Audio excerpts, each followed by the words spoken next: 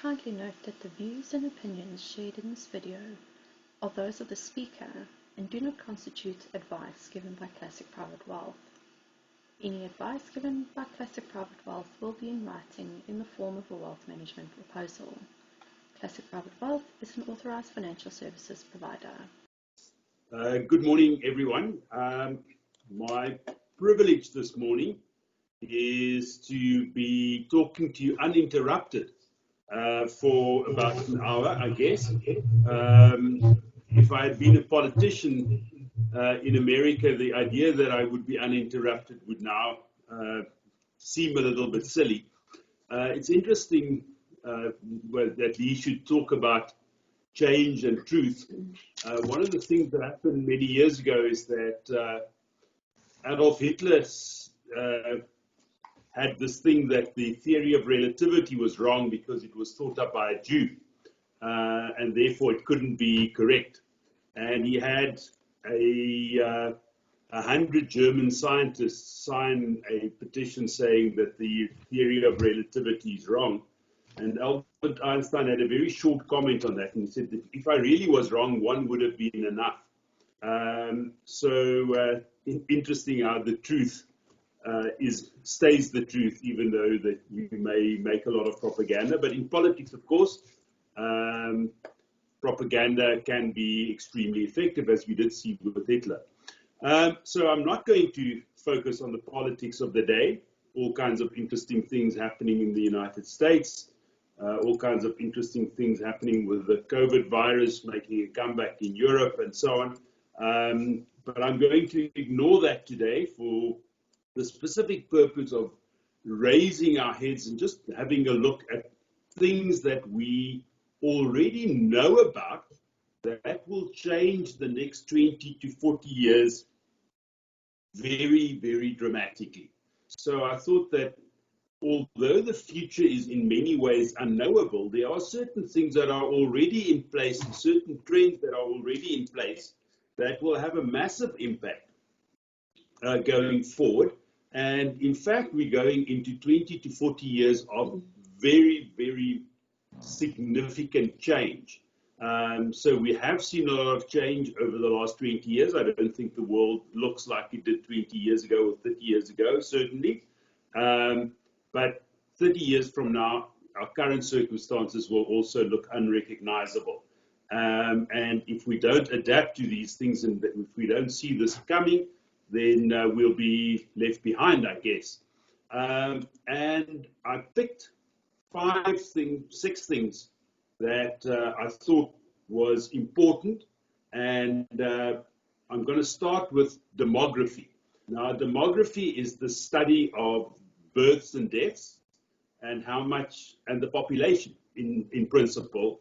And one of the things that we see is that we can actually see the population, the population development going forward fairly clearly, because we already know what the current population looks like. So 20 years from now, there will be 20 years of new addition, and there will be 20 years of people dying, plus not quite because they're all living longer.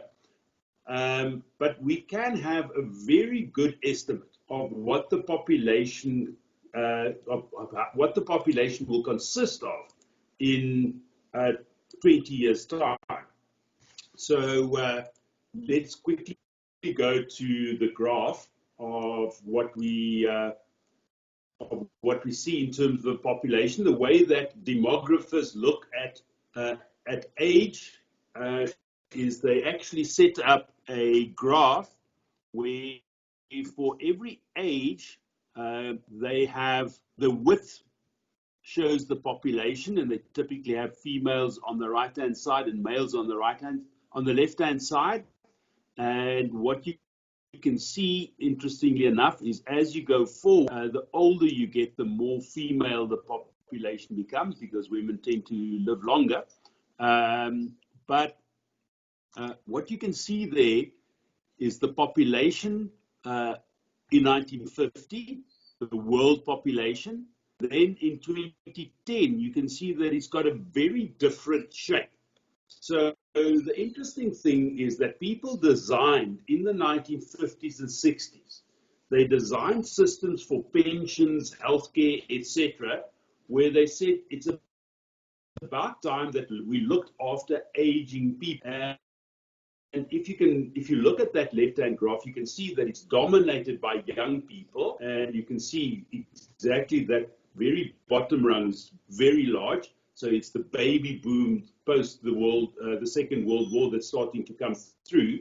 So you have this very large number of people starting to come in.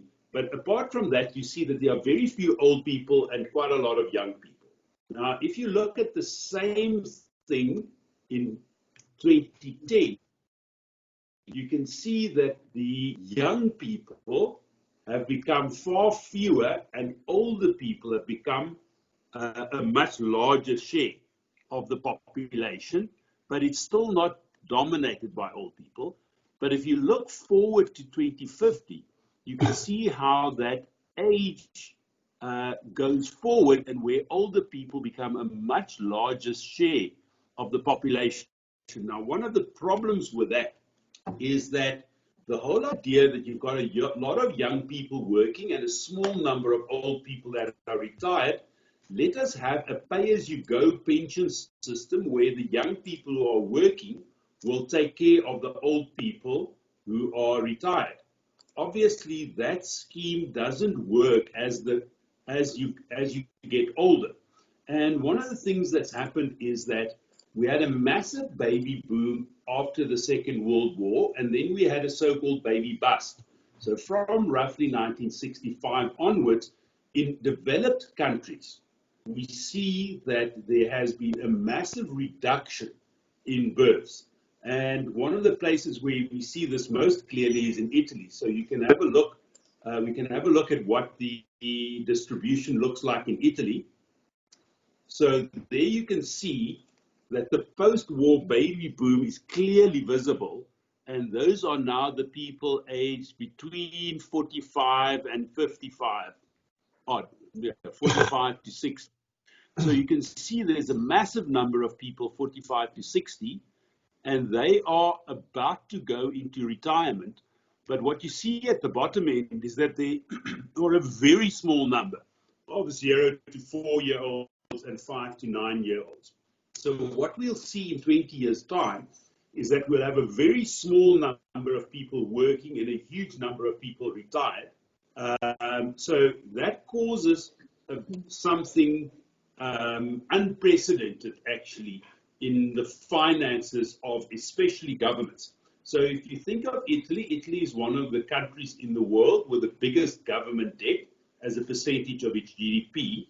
And what will happen is that the government has a scheme in place where it pays pension and health care to retired people. So how will they finance that in 20 years' time? And the answer is with the greatest of difficulty. So there's a real problem coming for developed countries. So Italy is not the only one. Japan's population looks a lot like Italy's. Britain is actually not dissimilar to that. In fact, it's just a little bit older already. So there's a huge spread of countries in the Western world, including Germany, of course, where the population is likely to start shrinking in about 20 years' time, and where by the second half of the century, we might end up with Italy having roughly 30% lower population than we currently have. So it's all quite a worrying thing from an economic point of view. Now, the other thing that happens is right now we actually find something that is known as secular stagnation. And the main issue there is that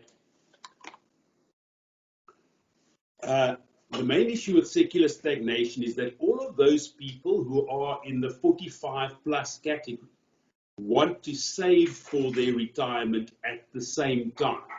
So we have far too few people coming through in the economy who wants to actually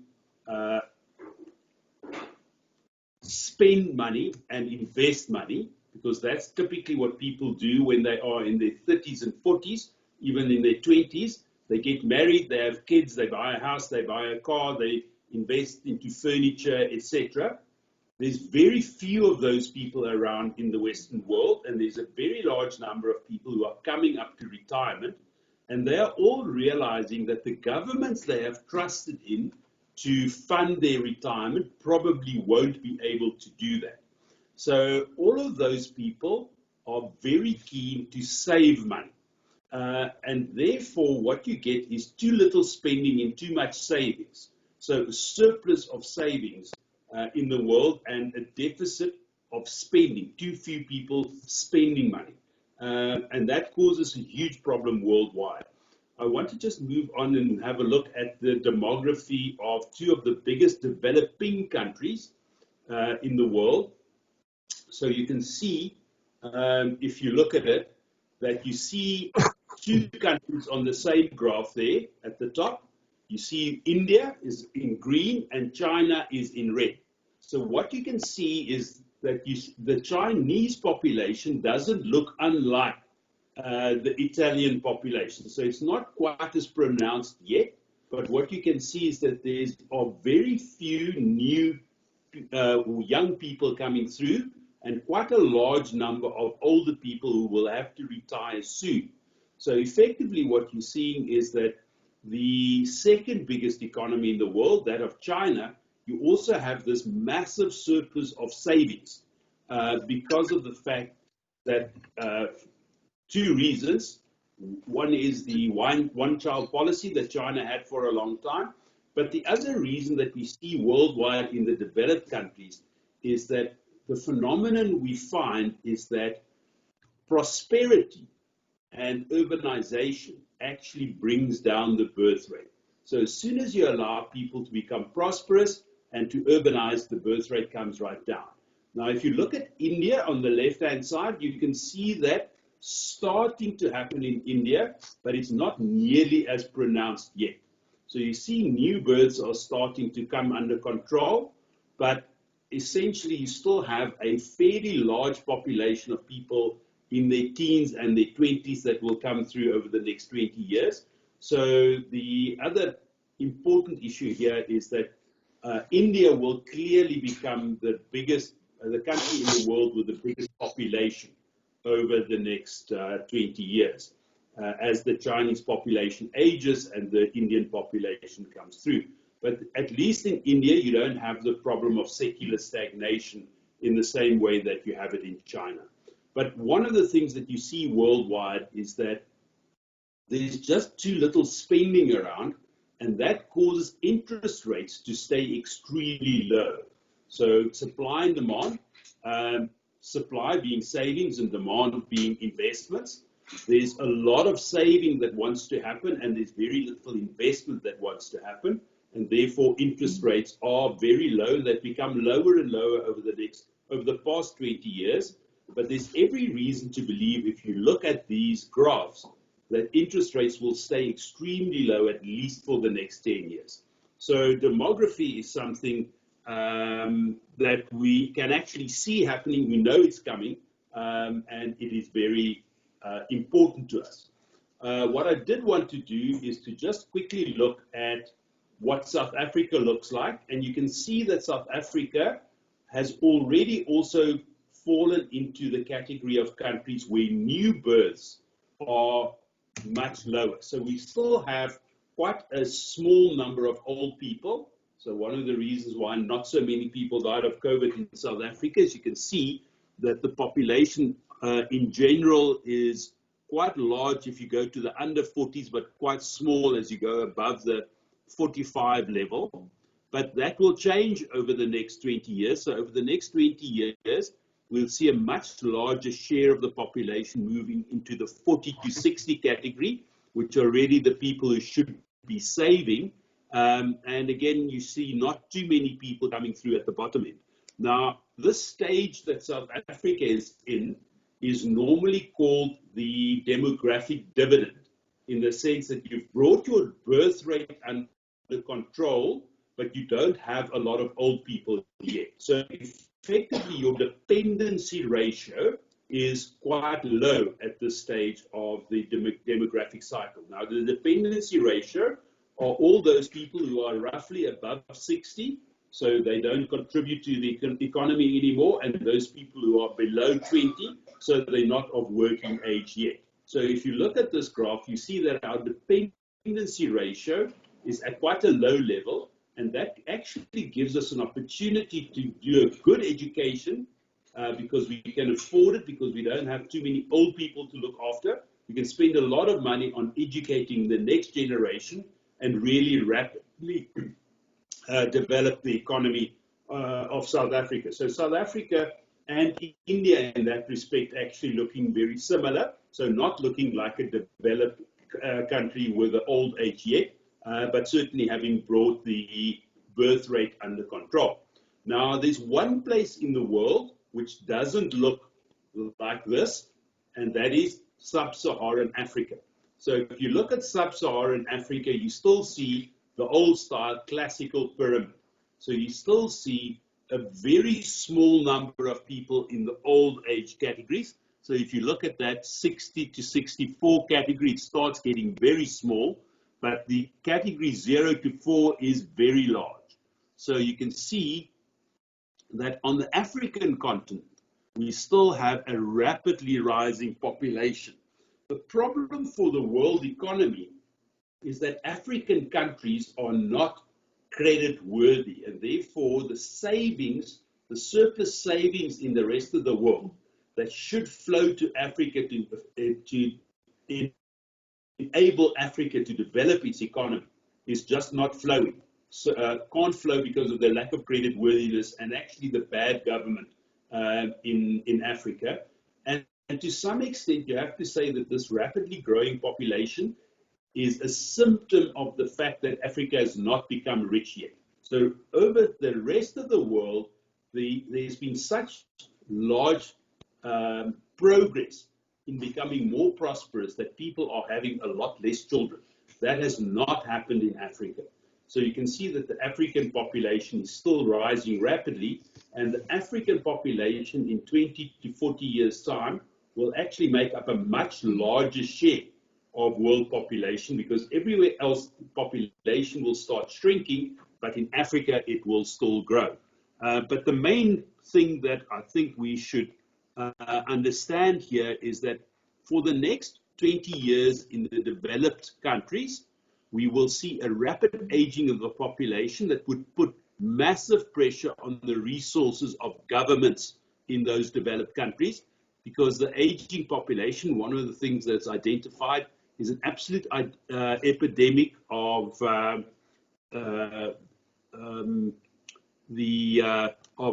health problems in old people, including the idea that memory goes. And therefore, what you will find is a lot of people who need a lot of care in those countries, and very little capacity to provide that care because there are just not enough young people around. So a real challenge for developed countries, and especially the finances of governments in those developed countries. But at the same time, at least 10 years still of massive surplus savings and very low interest rates. Right, let's move on to the next thing that I think is going to be a very important issue, and that is not actually received as much publicity, I think, as the whole age thing, and that is that we are on the cusp of a massive transition in the way that energy is generated and used. And that's really, to some extent, you always read about green energy as a solution to the climate crisis, but there's an economic thing that's happening, and that is that the generation of energy, especially from solar, is becoming cheaper than the generation of energy from sources, the traditional sources. So what you see is that over the next 20 years, you're going to see photovoltaic generation of electricity increase massively. So that's normally referred to as PV. So when we talk about PV, that's electricity generated from the sun, but then also wind will become much more important. And one of the problems, of course, with wind and solar is the sun doesn't shine 24 hours a day and the wind doesn't blow 24 hours a day. So what you also need is you need to store a lot of that electricity for the off-peak hours. So storage of electricity will also become much more important over the next 20 years. But what you can see is that that blue line, that rapidly falling blue line on the graph, is actually the cost of generating energy from PV. And the thing that you have to understand is that that blue line hasn't completed its fall yet. So effectively, what's going to happen over the 20 years is that the price of generating electricity from the sun will probably fall over the next 10 years by another 40%. Now, the rule of thumb is that every time that you double total production of any commodity in the world economy, the price of doing that falls by about 20%. So we'll see most likely a doubling and another doubling of the amount of PV being used, and in that process, the cost will continue to fall. So what you will actually see is an economy where electricity is widely available and extremely cheap. So imagine an economy where in the world, everywhere in the world, the price of electricity is roughly 60% of what it is now.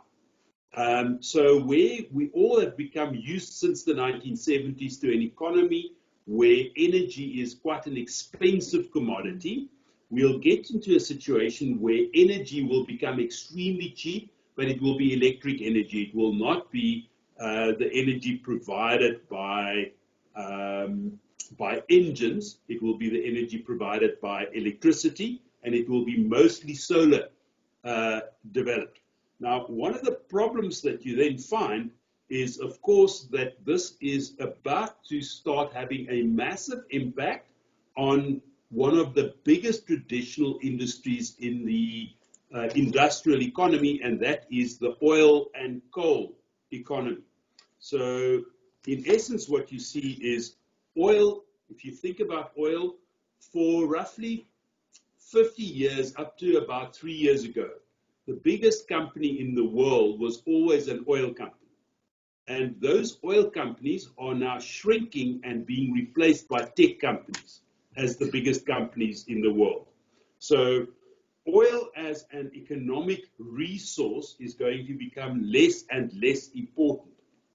Now, if we think of a world where electricity is extremely cheap and also used for transport, and we'll get to transport in a couple of seconds, then what you find is the demand for oil goes down, and it goes down much faster than the oil resources are being depleted.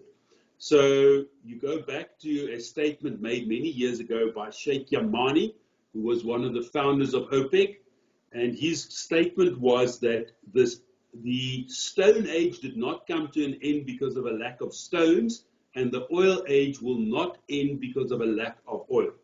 So essentially, we're going into a situation where there will be a lot of oil about, but nobody will want it. And that is actually something radically different from what we've experienced in the last 40 years. So the last 40 years has been a time where oil has been extremely scarce and extremely valuable. And if you had oil, it made you very powerful politically as well. So effectively, the end of the oil age is probably as important as the start of the electricity age or the clean energy age, if you want to call it that. Now, it looks like the COVID period is going to give a boost to the green energy sector, in the sense that all governments around the world want to get their economies going again after the COVID epidemic is past, which will probably at this point happen about mid next year. And it's likely that they'll spend large amounts of money on infrastructure, and part of that infrastructure will be for the generation of electricity in a green way. So it will be accelerated, but it is happening in any case just because the cost of generating electricity through PV has come down so much. So I just want to tick through a couple of the consequences of that phasing out of coal and oil and the phasing in of PV. And the one is there will be a massive income shift away from the Middle East. So the Middle East has been a fairly rich place, not with very, let's say, widespread prosperity shared by most of the population, but a fairly high income place because of its oil exports. So think of Iran, think of Saudi Arabia, think of the United Arab Emirates, all of those countries. It's very likely that their income will dwindle and will become much smaller. So we've seen a little taste of that during the pandemic because of the lack of demand for oil in the pandemic.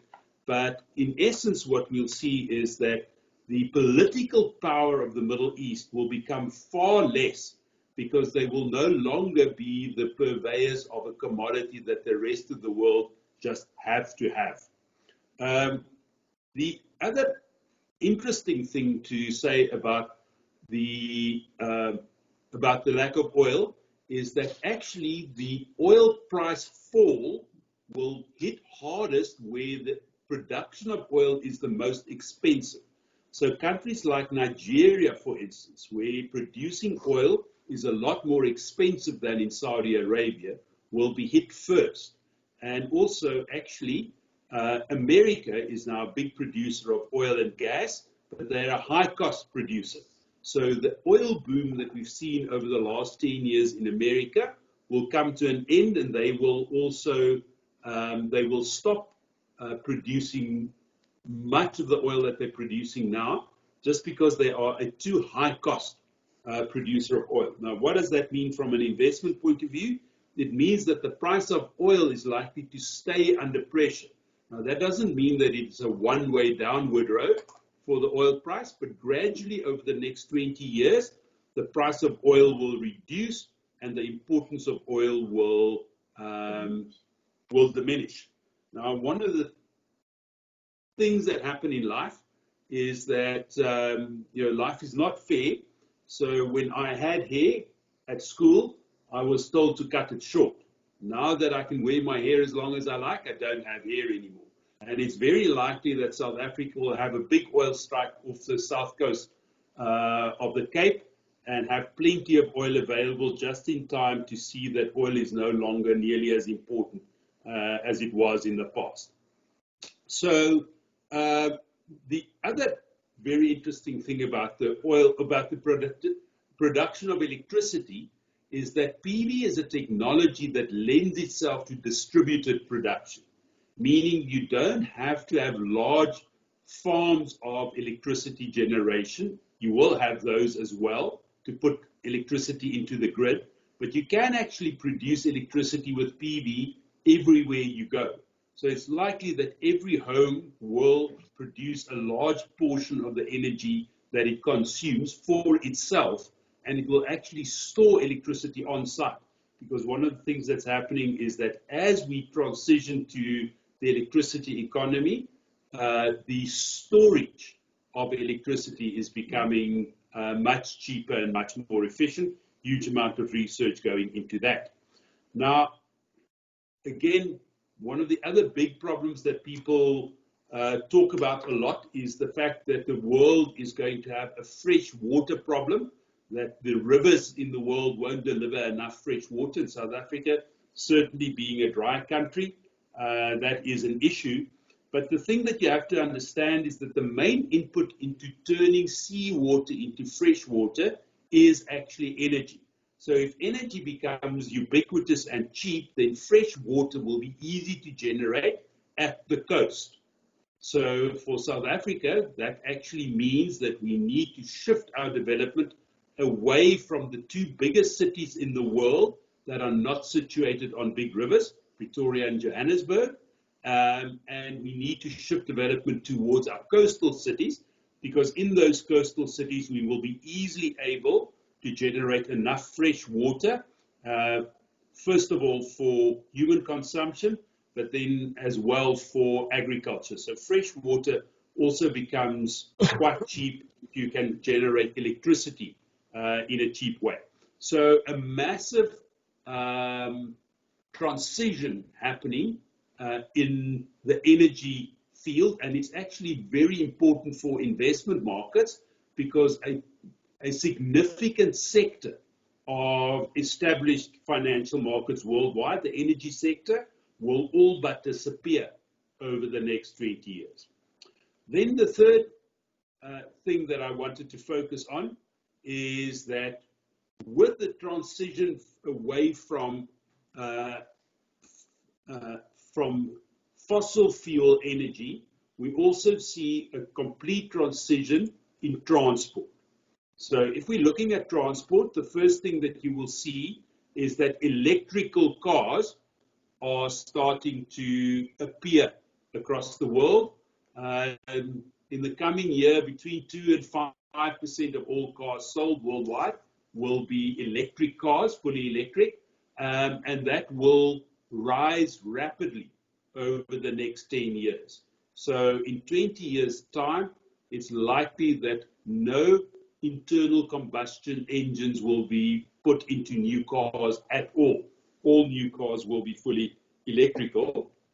But with that rise of the electric cars, there's another thing that's happening, and that is the technology is available to make cars self-driving. Now, it's the first time that you think about it, having a self-driving car seems kind of an off-the-wall concept. And it's very difficult to, in your own mind, in my mind at least, to say, but you'll have self-driving cars and cars driven by people on the same road. But that's really the challenge for the self-driving industry, is that cars driven by people will not disappear overnight, and therefore for a long time you will have to operate self-driving cars with cars driven by people. But if you look at the development of self-driving, it's actually much more efficient if you have only self-driving cars on the roads. And one of the big things that will happen is that self-driving cars will be a lot safer than cars driven by people, because people make mistakes, computers will make far fewer mistakes. So we already know that self-driving cars, even at this early stage, is safer than cars driven by people, but that will increasingly become so as the technology develops. So one of the things that is likely to happen, and it's not clear exactly when that will happen, but probably there's a point about 20 years from now when it starts happening in developed countries, where in large areas of the country at least, you will be forbidden to drive a car on public roads. So eventually 50 or 100 years from now, we'll be in a situation where driving cars will be a little bit like riding a horse. You will go to a specific place dedicated to driving cars, and you will go drive cars, and very few people will actually be able to drive cars, because it will not be something that you will be taught, because it will be unnecessary, because you will use self-driving transport. And self-driving transport will be extremely efficient and extremely safe. And therefore, driving of cars by people on public roads will eventually be banned on safety grounds and nothing else. But there's a massive transition coming, and one of the things that you see happening in investment markets is there are already big bets being made on who will win out in the self-driving future. So because self-driving will become so ubiquitous, and because the car industry at the moment is such a large industry, so if you're thinking about oil companies being large, car companies was the second line of really large companies. But car companies, as we know them, will disappear because they will not make cars with internal combustion engines anymore. We will move on to cars with electric, which is driven by electric power. And that will mean that cars will start to look very different it's also true that the moment that you don't have to have a driver for the car can start looking very different. So there's already big bets being made on who will win in the new dispensation for cars. Interestingly enough, there isn't a lot of big bets being made on who will win in the electricity generation world. Because electricity generation, even though it will become driven by PV and wind and so on, is in essence a boring industry where you will have stable demand and stable supply, and where you will have to create large infrastructure that's quite expensive in order to supply these things. So there isn't massive new companies coming to the fore, except to some extent in storage technology, batteries. So one of the reasons why the Tesla share price is so high is because people believe that they are a leader in battery technology. But in transport, you're already seeing companies like Tesla and Uber becoming extremely valuable because people think that these companies will be the winners in the new economy of cars. So again, we actually going into a 20-year period where 20 years from now, whereas it's at the moment petrol is dominant and internal combustion engines are dominant. 20 years from now, neither of those will be needed. All new cars will be electric, so there will be no petrol needed for new cars, and all new cars will be electric, so no internal combustion engines either. So a massive transition coming along. The other thing that's happening in transport is that there is a development of something called a hyperloop, which is a new way to do long distance transport very cheaply. And the essence of it is you build a tunnel that where you pump out the air so that the train can actually run in a vacuum. So a train that runs in a vacuum can actually go extremely fast. So at the moment, speeds of up to 400 kilometers an hour is being achieved in hyperloops, but that speed is likely to go up to 1,000 kilometers an hour, which would mean that you're actually getting to faster ground transport than air transport. So at this stage, if aeroplanes are extremely pollutant and quite expensive, and as time goes by, they may be replaced by hyperloops. So you will see that Elon Musk is also involved in building some of these hyperloops, and they may also have massive implications for transport. But the other thing that happens is the moment that you have self-driving cars, you can redesign cities completely. Because one of the biggest features in cities at the moment is parking. So if you have self-driving cars, the problem of parking goes away because the car will come and pick you up when you need it. And once it's dropped you off where you want to go, it will go away and go park itself somewhere away from the congested areas. Or it will in fact transport other people. So the whole idea of congestion and parking and the way that cities work will change. The other thing is, of course, if you don't have people driving anymore, but only self-driving cars, then the need for signage, robots, etc. goes away completely. So if all cars are fully coordinated, it has a completely different traffic pattern from the one that we see now, and we will only need signage for pedestrians. We won't need signage for cars because cars don't have to look at signs to know where they're going. They will be driven from basically computerized, so they won't need any input to know where they're going. So a massive transition, not only in terms of the way we are transported, but the way we live in cities.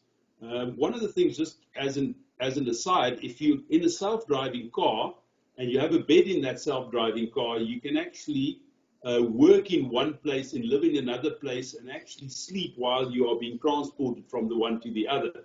So you could conceivably live hours of transport away from your place of work. The other big thing, of course, is your place of work may be wherever you are, so you might actually be working from your car. much of the time if you want to. Right. So the next thing that I wanted to focus on is something that is slightly more conventional, and that's the whole idea of digitization. So one of the things that you will have come across is that every company in the world today has a digitization strategy. So if you think about it, what we've seen over the last 50 years is a massive advance in computer, the ability of computers to operate quickly, if you like. So the speed of computers have been rising very rapidly. Still, computer speed roughly doubling every 2 years. To the extent that I have more computer capacity in my cell phone now than was on the Apollo 11 mission to the moon. So effectively, there's been a massive increase in that availability of the ability to deal with data, but also a massive increase in the ability to share that data. So it's connectivity and the ability to process data that has gone forward. And if you think about that technology, what you find is what you see there on your screens is an S-curve, and this is typically something that you find in technology. There's a first stage in which science and technology goes forward, you develop new science. Then you have a second stage of saying, here we're now creating the infrastructure for the new economy. And then you have a third stage where everything in the economy gets transformed by those new forces. So in essence, what you saw in the 1980s and 90s and 2000s was the science and technology and the infrastructure creation of the digital economy, meaning the ability to rapidly deal with lots of data on the one hand, and on the second hand, the ability to share that data very widely and to collect it from a very wide range of sources. So we're in the middle of this transforming of the convention. We're now into that third stage of the digital revolution. And a lot of people are referring to that as the fourth industrial revolution. Depends on how you define industrial revolutions, etc. But what we are seeing is we are seeing that every sector in the economy is being transformed by the fact that we have a much better understanding of how to deal with data. Now, in the two of them that we also saw accelerated by the whole COVID epidemic is the fact that in an economy where you have ubiquitous connectivity and the ability to really deal with data wherever you are, you have a very different conceptualization of what an office should be. So if we're thinking about this presentation that I'm doing now, up to fairly recently, this presentation would have taken place in some boardroom somewhere, or maybe in a lecture room at a university, but certainly not digitally. So if we look forward, offices are going to be completely rethought and revamped, and our experience in the past is we don't really know what it looks like on the other side. The only thing we know is it doesn't look like the old office. So the old office, and I started work a long time ago in offices that were not digital.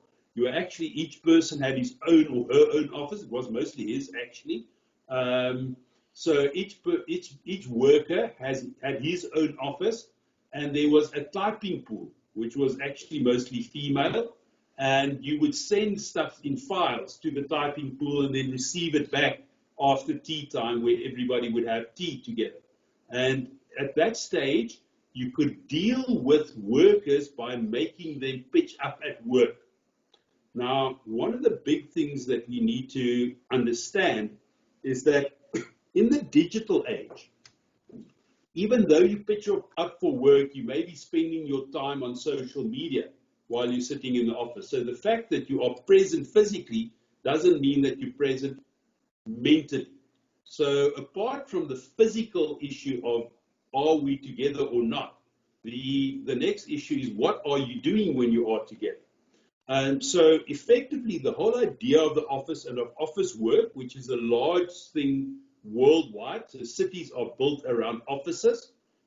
We have a big issue where we are going to find that we will have to work in a completely different way, because first of all, people will not need to go to offices to do their work.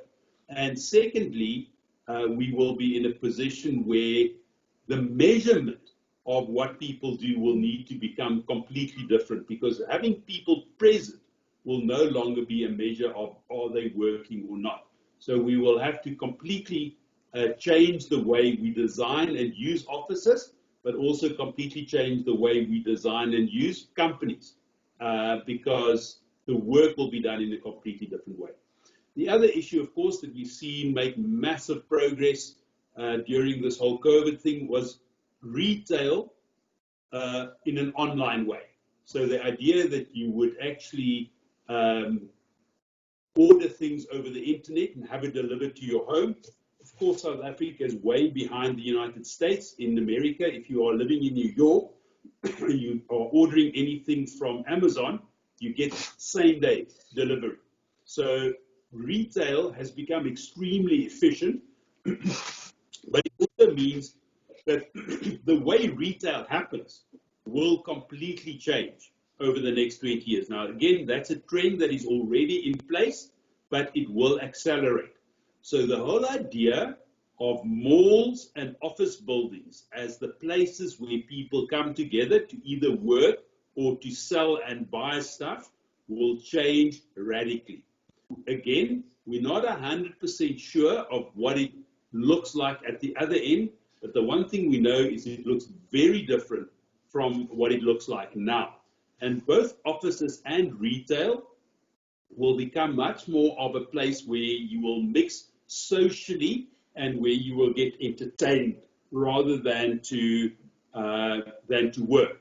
So I have a client who has already, before the whole COVID thing hit, he was in a position where his old offices had been abandoned and his new offices were not ready. So his company started working remotely because they needed to, and it worked really well, but they decided that they were missing seeing each other and the loyalty and interaction that they had, so they decided to get together once a week. But very soon that once a week get together actually was no longer about work, it was about doing something fun together. So they would play 10-pin bowling, or they would go to a movie, or they would have a lunch or something. So they would have fun together, and that's the social interaction, and then they would all go home and work from home. So work will look completely different in 20 years' time to what it is looking like now. Because if you just take the trends in digitization and computer ability and you project that forward for 20 years, we'll be living in a very different world. Which brings me to the next thing that I want to attend to. So again, what we will see is we see a period, probably the next 20 years, of rapid transition into the digital world, but then the digital world will become normal. So all of those companies that are now very expensive will become low margin companies because everybody will be doing it. Then the fifth thing that I want to focus on is the whole question of artificial intelligence and the way in which the fact that computers will start to think like humans or very similarly to humans will transform our world.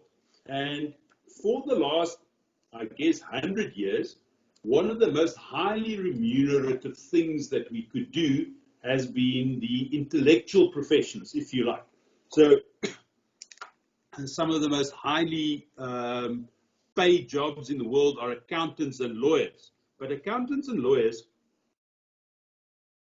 in essence, work in a rules-based world. Now, a rules-based world would be something like that you could imitate through a game like chess. There are certain rules, you apply those rules, and the person who applies those rules in the most imaginative way wins.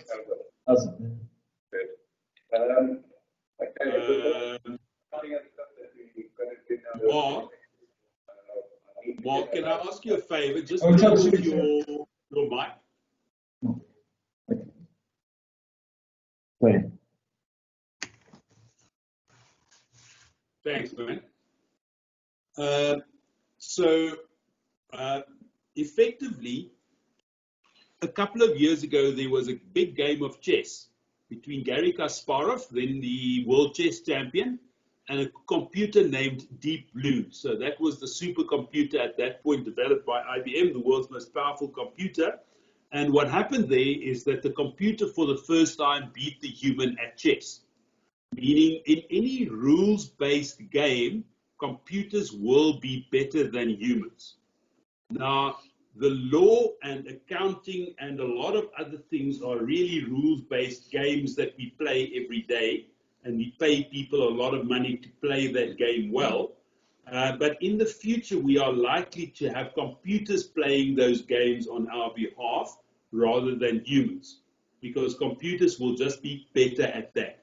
So one of the things that's already happening is that diagnosis of patients' illnesses are being better done by artificial intelligence than by doctors.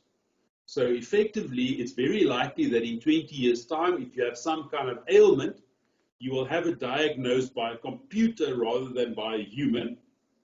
And if you add all the physical machinery that's getting developed because of new technology, if you go into the doctor's office, there won't be a doctor present. There'll be a lot of machines that will scan you from top to toe and tell you what's wrong with you, and then prescribe the correct medicine. And the computer will never forget that you are allergic to penicillin, and therefore will never, by mistake, prescribe penicillin.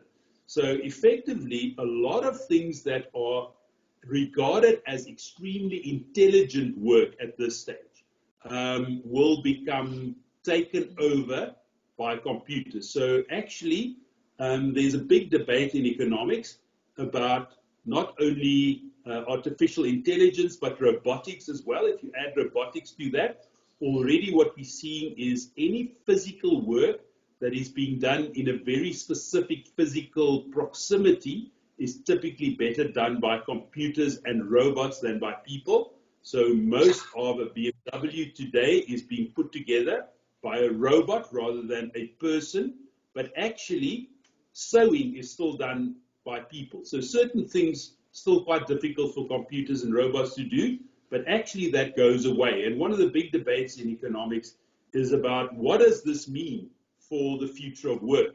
Will there be anything that humans will be required to do? Will we live in a world where robots and artificial intelligence run the world?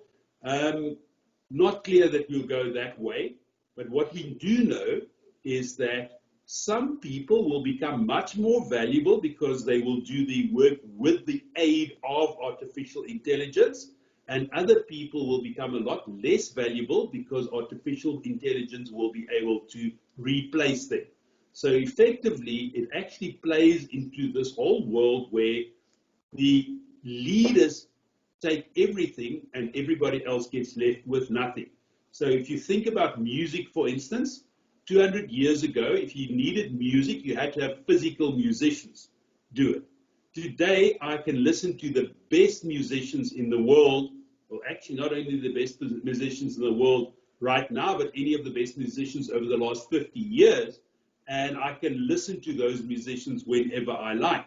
And therefore, physical musicians have been outcompeted by a digital version.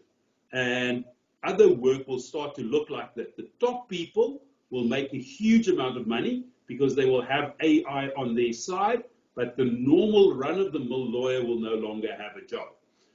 Interestingly enough, one of the things that seems to be very difficult to replace is human empathy. So, as one of the commentators said, it seems like the lawyers we so dislike will get paid less, and the kindergarten teachers we all like will be paid a lot more, because it will be much more difficult to replace a kindergarten teacher than to replace a lawyer. in this new world. So again, a massive transition that we know is coming. We don't quite know the outcome, but we know that the world will change and we will have to adapt to that. And then the last thing I want to actually focus on, because my hour is close to up, is on the consequences of accelerating climate change. Now, climate change is an interesting issue.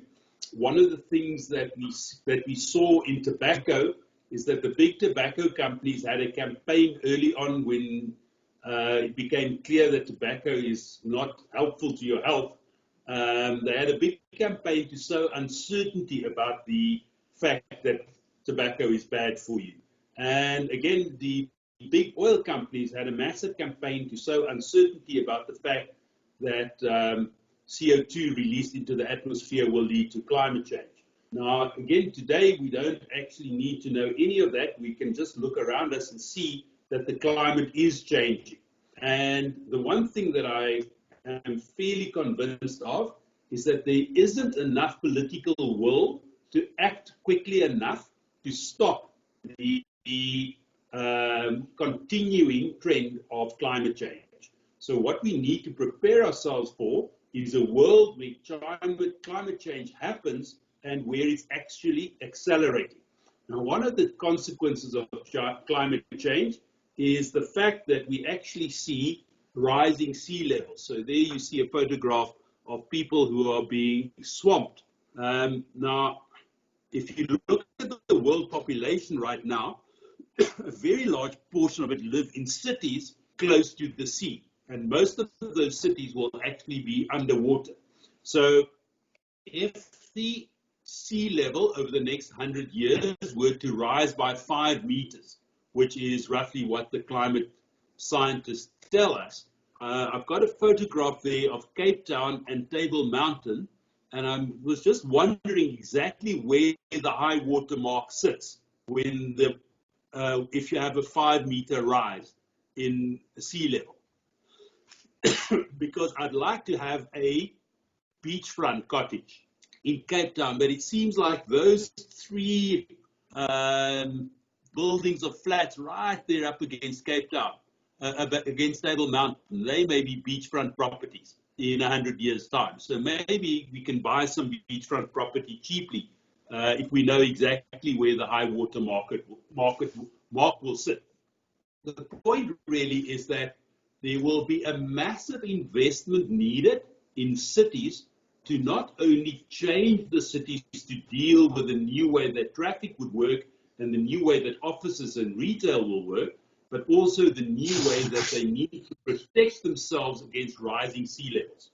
And one of the things that we may very well see is that old cities will be abandoned and new cities built.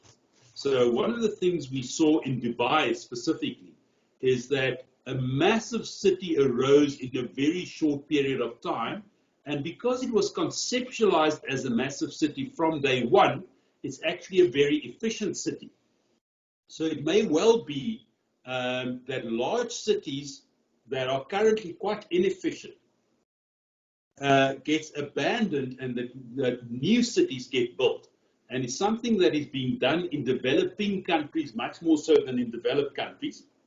In India, for instance, there are movements to build whole new cities, just because the old cities have become so inefficient and so clogged that they think that it's best to redesign from scratch and rebuild a whole new city. So we think that climate change will probably lead to that. The other thing, of course, that climate change will do is it will lead to much more extreme weather, and therefore the idea that you have to deal on a regular basis with floods and droughts will become much more ubiquitous. But it will mean that you actually want to live in places that are further away from the sea and from water, and that are more resistant to things like storms and wind, because those are likely to become more radical. Now, I want to wrap up, and the wrap up really is this. Part of what you're already seeing in markets is driven by this massive transition that we're going to go through in the next 20 years. But the conclusion from looking at these 6 forces that I've identified, and there are more things happening than just those forces. I haven't even looked at the political and social forces that's at work in the world. We are likely to see more change in the past 20 years than in any other 20 years in human history. So we're going into a period of extremely rapid change. And when you have extremely rapid change, it's always very difficult to tell what the ultimate outcome is. But we do know that if you're not flexible and if you are not conscious of the changes happening around you, then you are likely to get caught in the negative effects of that change, because change always has winners and losers. And the winners are those who adapt most quickly to the change, and the losers are those who are slow to adapt. So my theme for today really should be extremely adaptable and be very aware that you are living in a very rapidly changing world, and that you have to adapt to the new circumstances in that changing world extremely rapidly. From our point of view, the one thing that we would say that helps you to adapt is if you have a pot of money that is available to you anywhere in the world and that can be invested across all industries in the world, it massively increases your ability to be flexible and to adapt. So part of what we would say to our clients is be sure to have a significant global portfolio that will support you in whatever new life you want to build in this new circumstance for yourself and for your family. I think that's as much as I have for today, but we obviously could spend a lot more time talking about these things, but I thought it might be good to just be aware of the extent of change that we already know will happen over the next 20 years. Thank you, Wikus. Again, mind-boggling the amount of information you've provided. Are there any questions in the meantime?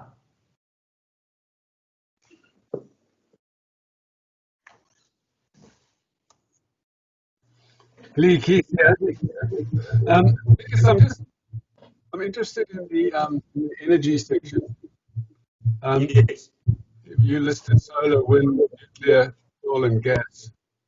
I've always understood that the sea is not just to create drinking water, but the sea can create energy because, unlike solar and wind, which are uncertain and variable, tides are certain.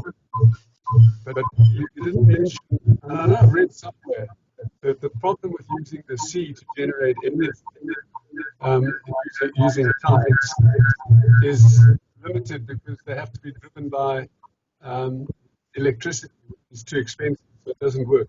Is there any towards anywhere converting tidal energy into usable energy? There's quite a lot. There are 2 things in which the sea is used to generate electricity. The one is that they are putting things out where the movement of the waves are actually used to drive generators. So really not tidal, but just wave driven. So that's the one technology. And the other is focused on tides. And effectively what you have to do with tides is you've got to have a generator in the water that can actually generate electricity from the incoming tide and then generate electricity from the outgoing tide again.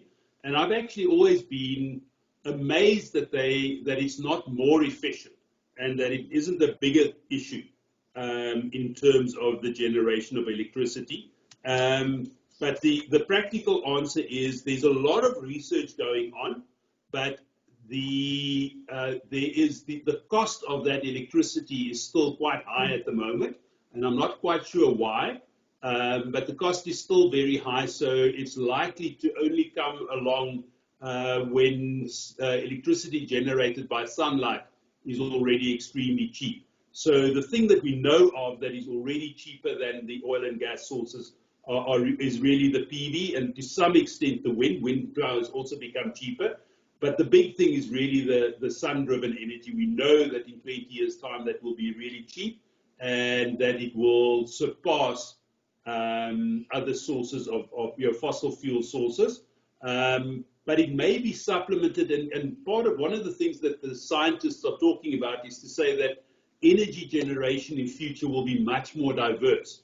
So some will come from sun, and some will come from wind, and some will come from tides, and there will be a variety of ways in which energy is generated, rather than the monolithic kind of coal-driven thing about electricity that we saw, and oil-driven thing for cars. That it will be much more diverse. But yeah, it's also a surprise to me that we don't get more from tides, to be honest. But effectively, we don't see it as a commercial technology in the next 10 to 20 years. Thank you. Thank you. Any other questions at the moment? Can I raise one other thing, Lee? Sure. Because what fascinates me about working from home, or the move to work from home, and your statement that we don't know what it will look like, other than that it won't look like what it used to. So the office declines, the home office becomes more important. But it seems to me that it dehumanize the home, because people expect and demand the same level of efficiency in their ability to work from home as they had in offices, where one machine, one photocopy machine, one library, one reception can serve many, many people. You have to duplicate that in each individual home, and it's going to be expensive. But let's assume that it works, and that more and more people do work from home. The home then changes completely, just as the office changes.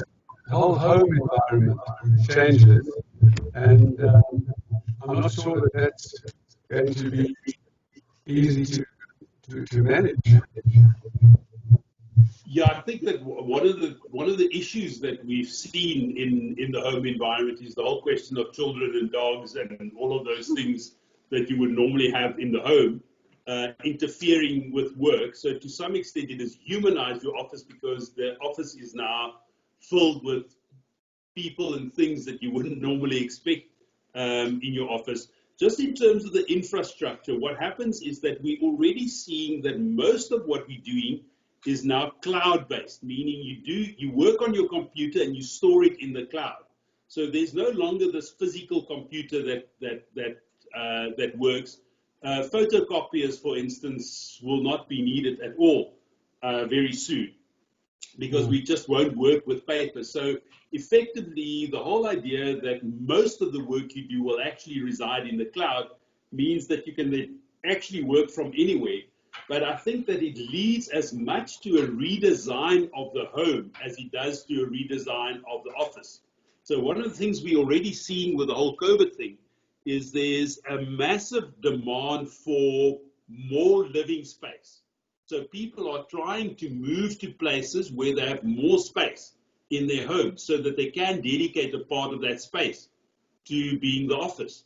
So actually remodeling homes in order to put an office into every home is quite possibly the way to go. But it may also be that actually the main thing that we learned from this remote working thing is the office is anywhere.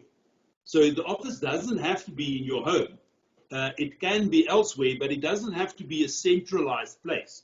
But the thing that you have to say is that one of the things is it dehumanizes the work. You don't actually have the contact with your colleagues, and it kind of removes things like loyalty. So companies were already squeezed in the era of social media. One of the things that you find is that anything you sell is available on the internet, and people can check prices. So you can't actually charge too much for anything, because people will find you out on the internet in 3 seconds flat. At the same time, all your employees have their CVs permanently on LinkedIn. So you can't underpay any of your employees, because they will move immediately if you're not paying them enough. So companies are already squeezed between those two forces. And one of the things that the remote working thing does is it says that a large part of the loyalty to companies that we used to see is likely to dissipate. And you will need to generate that loyalty and that branding in a very different way if you're going forward. So it actually leads to a question of saying we need to redesign everything. It's not only the office that we need to redesign. We need to redesign our homes, but we also need to redesign our companies and what those companies are for. In addition to that, and Wikus, we're finding that I personally have spent so many years working in an environment where you socialize. It's actually been quite emotional. And I've checked this out with my son and his wife and so on, who are of a different generation. And they are also finding it difficult from a socializing point of view. And I know that the legal firm that my daughter-in-law works for, they're now starting to open up. And she's going back 2 days a week, just almost on the basis of meeting people, because financial advice and legal advice quite often requires face-to-face interaction. Just from a mental point of view, the trust point of view. And so that is one of the other areas of that is tricky to accommodate with the new environment. I think we might get used to it, but for the moment, it's quite a mental adjustment as well. Absolutely, and I mean one of the things. I mean, there's a lot of things that people call fintech. So essentially saying we'll give you all the financial advice you need. You'll log on to our website and you'll tell us what your situation is, and we'll give you this most fantastic advice without any human intervention. So the question is, when do people start feeling that they trust this system enough that they don't need human interaction when they receive advice? In the same way that you may get to a point where your doctor tells you to do something, and that's why you do it, and you trust your doctor, but if there's no longer a doctor involved, at what point do you move on? And it may also be a generational thing. Yeah, not easy answer. Perhaps that's for the next discussion. Wikus, once again, many thanks.